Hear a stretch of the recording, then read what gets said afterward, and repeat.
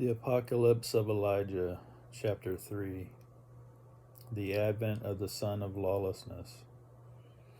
In the 4th year of that king, the Son of Lawlessness will appear, saying, I am the Christ.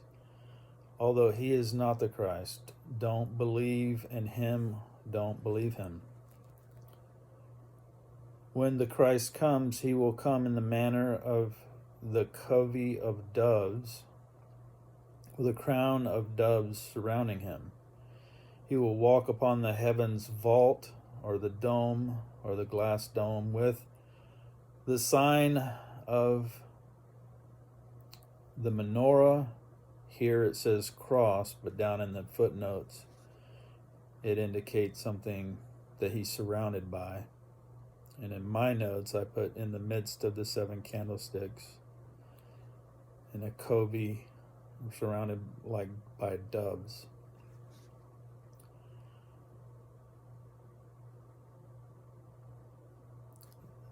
I believe that angels surround him like the menorah and be leading him kind of like in a coronation. The whole world will behold him like the sun.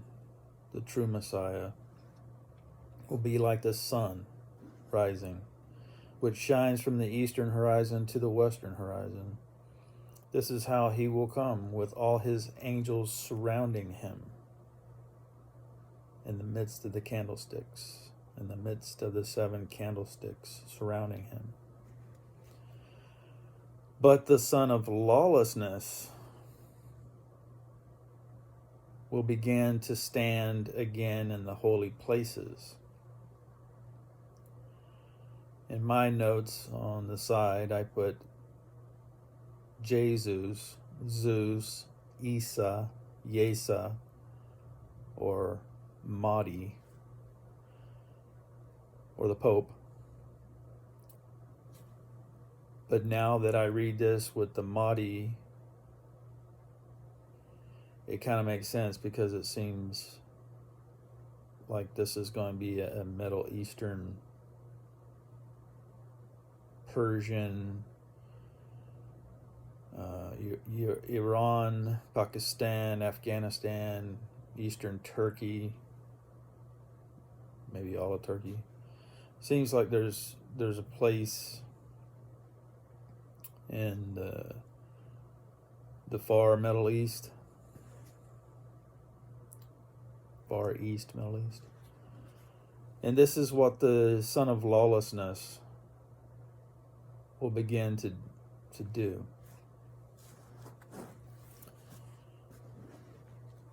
He will say to the sun, fall, and it will fall. He will say, shine, and it will shine.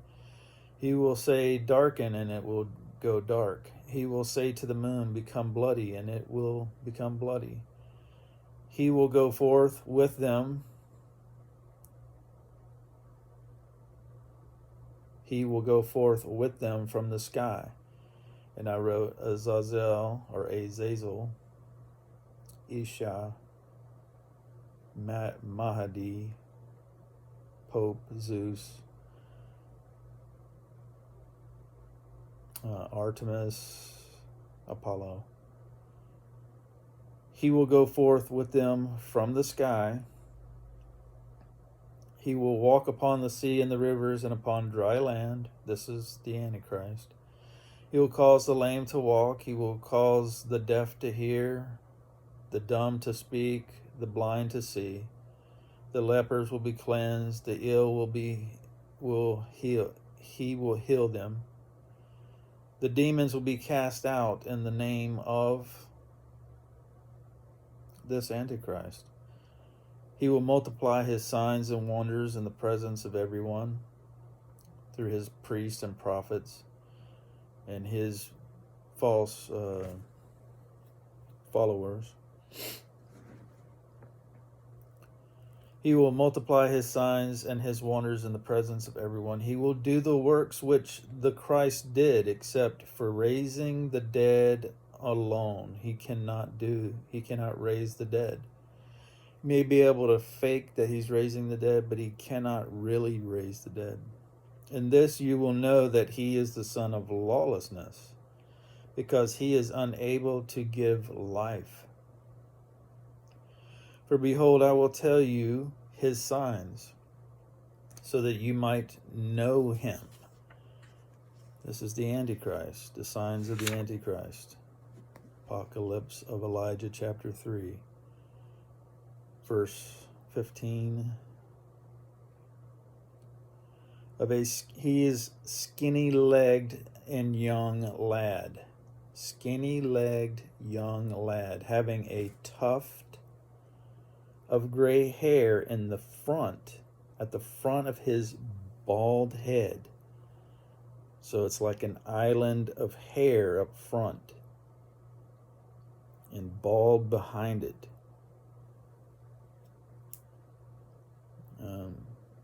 Balding and bald is used. His eyebrows will reach to his ears. It means he's got a great big huge eyebrow.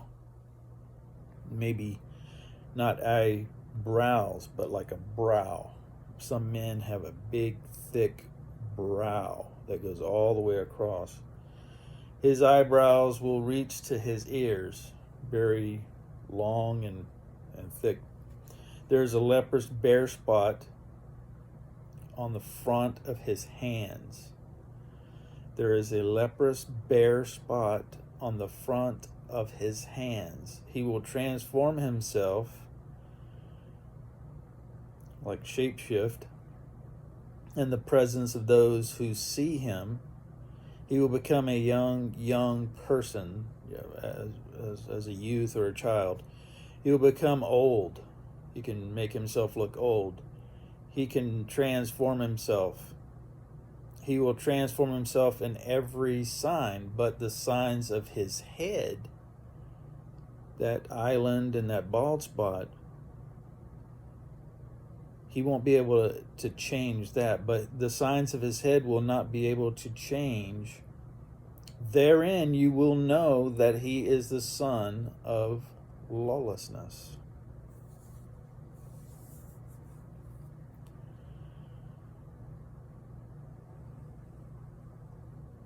Wow. Yeah, I'm not making this up. This is in the Apocalypse of Elijah in the pseudepigraphal books.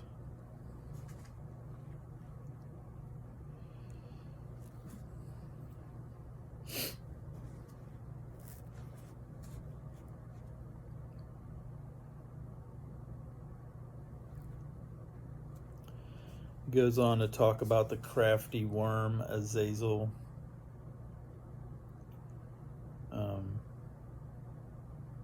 Fallen from heaven.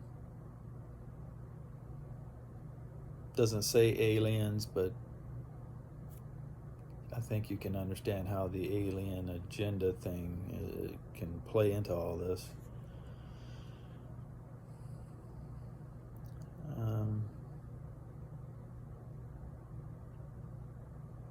Pray for me that I find who this person really is. Right now, I'm trying to find as much information as I can about Muhammad Qasim, who's Pakistan. He's from Pakistan. He's got a great big eyebrow. He's got a great big nose. He's tall and skinny. And he's not so young. I mean, doesn't seem to be too young. Seems like he's in his 30s or 40s, but if this is an alien that comes down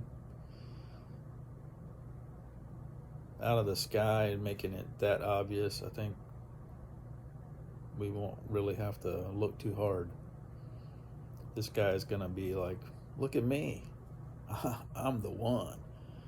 So it may not be as hard as what we think it would be, or I think it would be.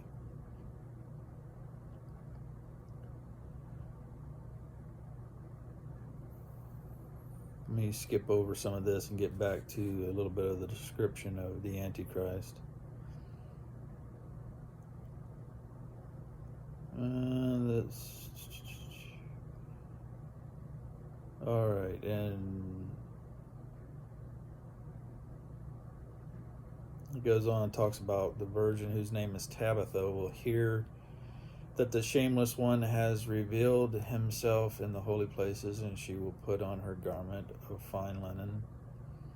And she will pursue him up to Judea, scolding him up to Jerusalem, saying, O shameless one, O son of lawlessness, O you who have been hostile to the real followers of Messiah, to the real saints or heroes of Yahweh Elohim. Then the shameless one will be angry at the virgin. I speculate and say that this virgin is the Rechabites, or the 144,000, or both. I don't know if Tabitha is like a code name for the Rechabites, but it's possible. Or the 144,000. Then the shameless one will be angry at the 144,000, or the Rechabites. He will pursue them up to the regions of the sunset. He will suck her blood, their blood, in the evening, and he will cast her upon the temple, and she will become a healing for the people. She will rise up at dawn, and she will live and scold him. They will scold him, saying, O shameless one, you have no power against my soul or my body, because I live, Yahweh also. Because I live in Yahweh always. And also my blood which you have cast upon the temple has become a healing of the people. Now that this may be mixed with something that happened in the past, but parallel to the future. And a lot of scriptures, there's parallels where it happened it happened a long time ago, but it was, just like when Abraham took Isaac up, Yahweh took his son Yahweh Shuai up and sacrificed. It's similar to something that's going to happen in the future. So if there was a person named Tabitha who was being chased by a tyrant, then the Rechabites and the 144,000 are their virgins, which means character, inwards. I don't necessarily believe that it means a physical virginity, but a spiritual virginity, pure, wholesome, powerful, obviously power in this group of people. They'll be able to have signs and wonders just like this Antichrist does. And so you got the evil signs and wonders and the holy, good signs and wonders clashing with each other, just like when Moses and Aaron clashed with the magicians and the sorcerers of Egypt. Same thing. But in a much bigger scale, like the whole entire Middle East, Eastern Europe, and the surrounding areas, Northern Africa, not just Egypt, a greater, much greater area. And this clashing is going to be, it's going to be soon.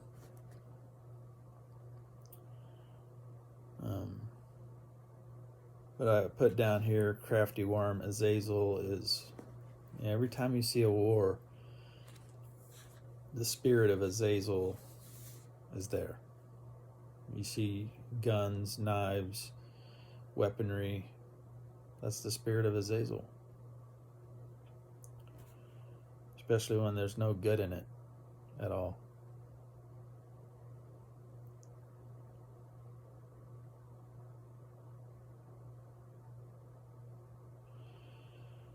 And also my blood which you have cast upon the temple has become a healing for the people.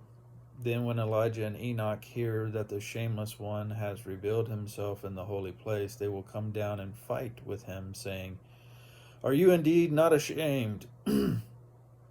Are you indeed not ashamed when you attach yourself to the saints? Because you are always estranged. You have been hostile to those who belong to heaven. You have acted against those belonging to the earth. You have been hostile to the thrones. You have acted against the angels. You're always a stranger. You have fallen from heaven like the morning star. That's where I insert Azazel, Allah, Zeus, Jesus. All these names are of demigods.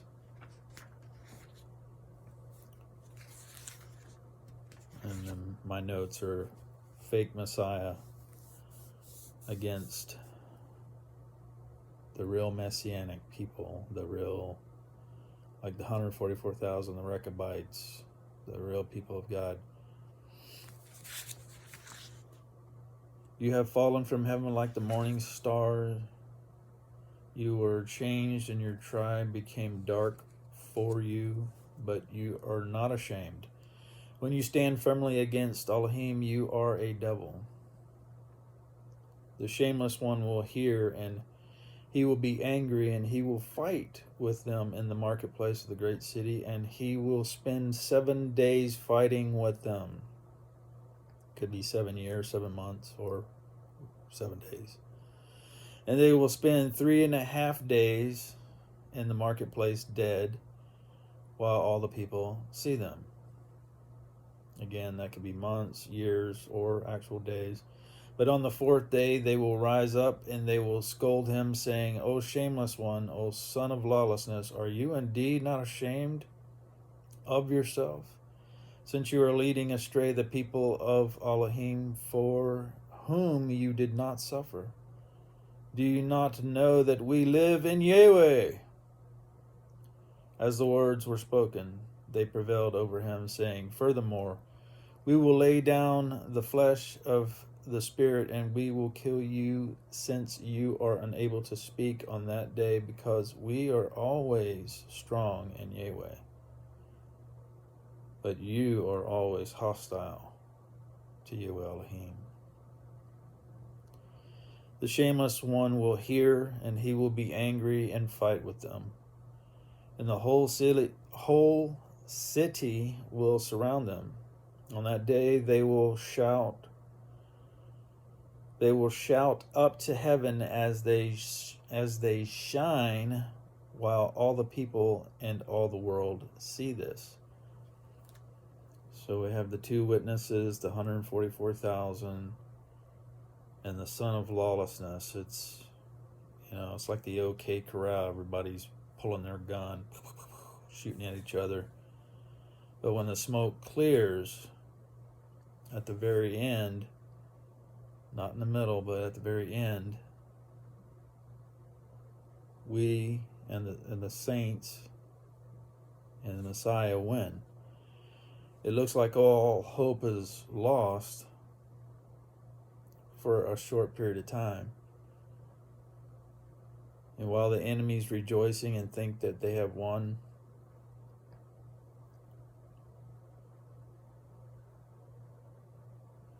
the 144,000 and two witnesses, everybody will rise up. And it'll be like, what? The evil people of this world will be like, what just happened? I thought we won. It's like that game where you thought a team won, and then the officials are over on the sidelines in a group huddle trying to figure it out, and they come out and say, nope, you're not the winner, they are. And everybody's like, what? Or like when President Trump won the election against Hillary, everybody was going nuts. What? There's no way Trump won. Ah! They're screaming and acting all crazy. Same thing. They're going to think they won. And then Yahweh's going to go, nope. I won.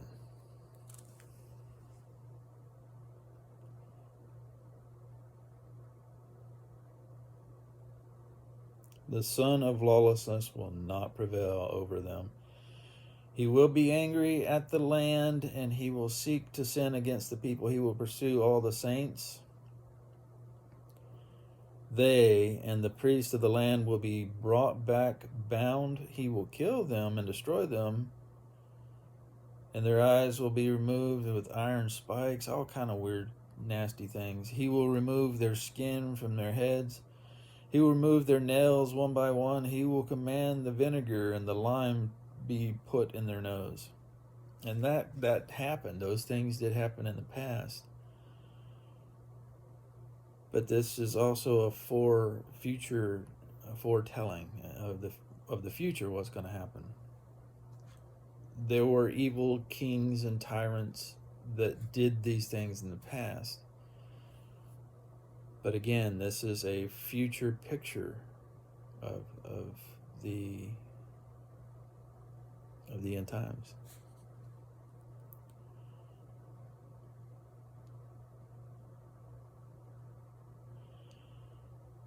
He will remove their nails one by one. He will command the vinegar and the lime put in their nose. And now those who are unable to bear up under the tortures of that king, they will take gold and flee over the fords to the desert places. They will lie down as one who sleeps. Yahweh will receive their spirits and souls to himself. Their flesh will petrify. No wild animals will eat them until the last day of the great judgment, and they will rise up and find a place of rest. But they will not be in the kingdom of the Messiah as those who have endured, because Yahweh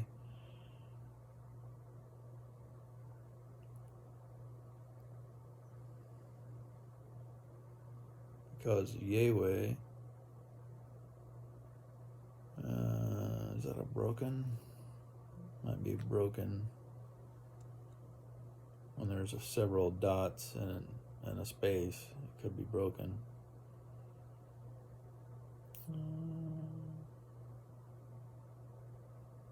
I will grant to them that they sit on my right hand. They will receive.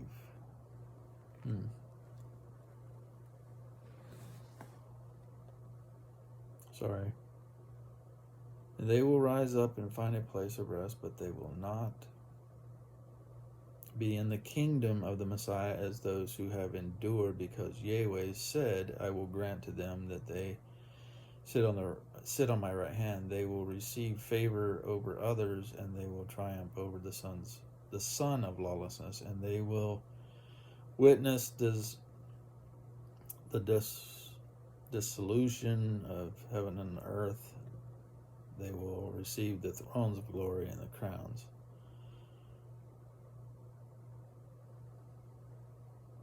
So I guess there is a separation between those who are faithful and endure to the end of their life.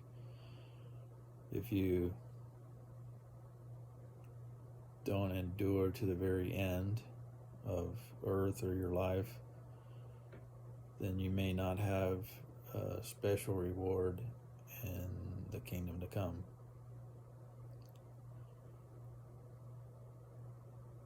And you can get all this. I'll stop right now, even though there's some cool stuff here. It talks about the removal. I think you got the gist of the fake Messiah, how he is relentless on killing .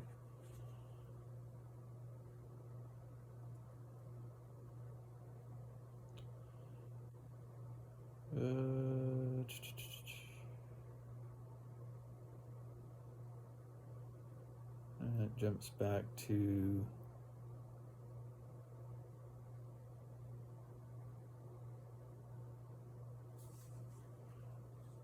Son of Lawlessness, says that he is the Messiah, and it sums it up with some miracles that he does, but he's not able to raise life.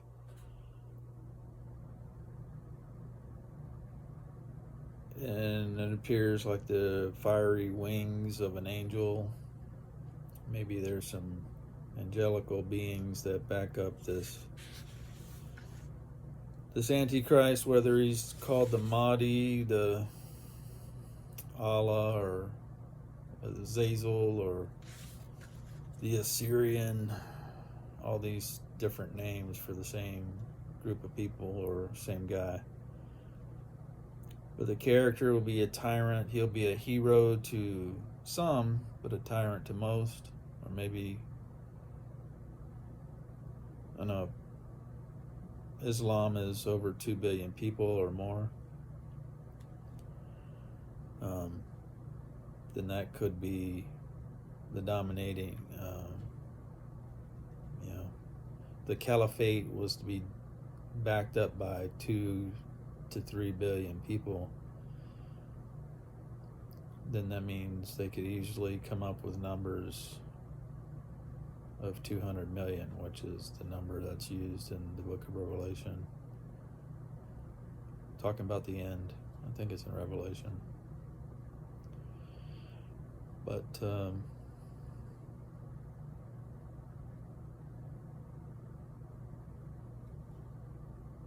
again, this is the apocalypse of Elijah, chapter 3, chapter 4, and a little bit of chapter 5.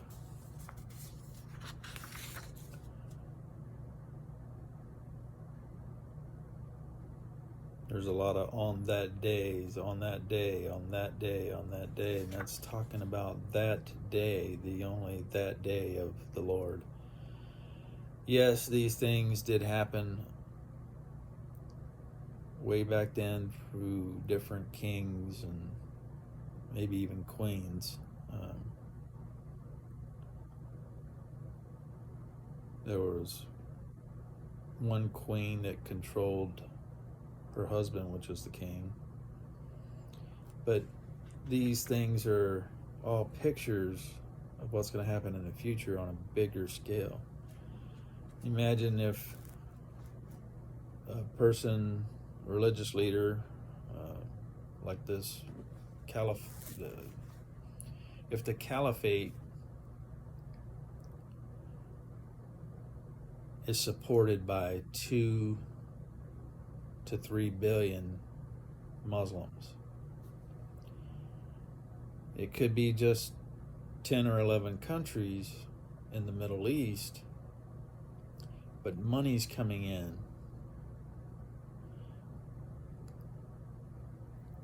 from 2 to 3 billion people. And the Democratic parties that support Islam, like the United States Democrats, they really support Islam. So if we have a democratic government, democratic leaders sending money and support from every country on earth,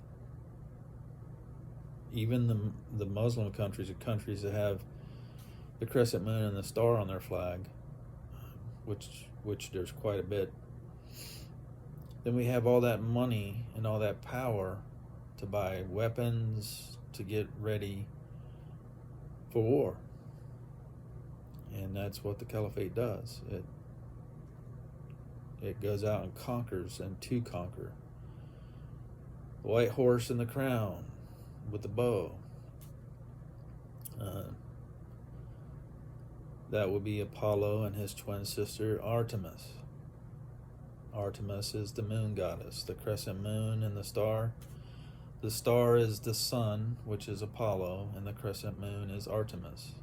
So when you see the crescent moon and the star, that's the sun god Apollo and his big sister Artemis. That's why the crescent moon is bigger, because Artemis was born first and helped deliver her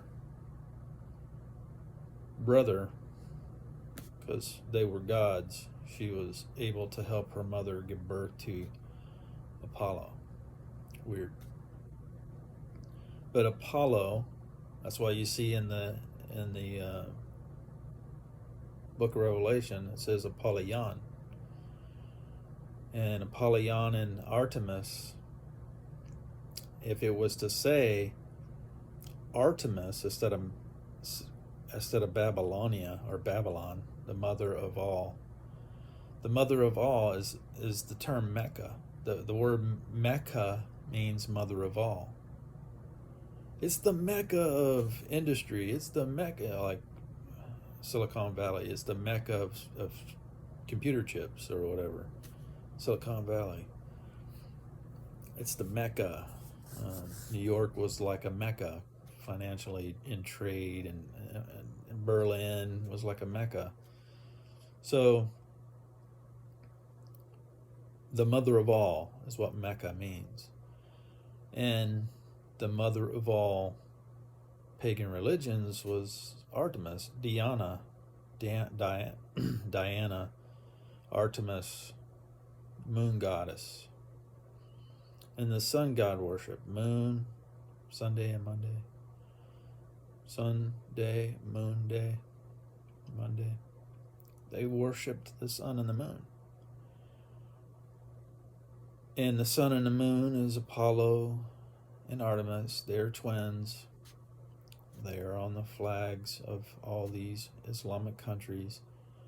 They say they worship a one central god named Allah, but that's just another name for Aliyat or Aliyat, which was the name of Artemis, the Middle Eastern version of Artemis.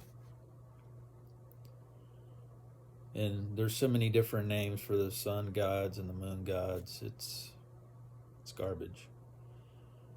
But if you get all those people in all those countries supporting Islam, and Islam supporting the Caliphate, Mahdi, a religious leader, swaying and swooing all these 2 to 3 billion Muslims, then that's a third. That's could be at least a third of all the human race being lost. And it starts to fit the numbers that are looked at in the Bible. Could 2 to 3 billion people produce a 200 million man army? Of course they could. Probably pretty easily. Well, I've gone on for a while, and look for when you see somebody that's able to change. Obviously, if they can change how old they are in a second, transforming themselves and doing trickery, miracles, all these things that I read, you're gonna know this is him. This is the false Messiah. And his fake prophets doing these things.